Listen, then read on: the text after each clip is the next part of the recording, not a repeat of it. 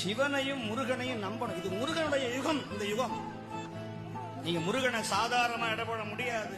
சிவனை விட ஒரு மடங்கு உயர்த்தி என் அப்பன் கந்தன் முருகன் சுப்பிரமணியன். இவனை விட அவன் வீரியம் ஜாஸ்தி. அவன் நெருப்பிலேயே பிறந்தவன். இவன் எங்க பிறந்தான்னு தெரியாது. இவன் அனாத. அவன் அனாதிக்கும் அனாதி. ஆதி அந்தமில்லாத ஆறுமுக கடவுள் என் அப்பன் வேளன், குகன், சண்முகன், சடாட்சரன்.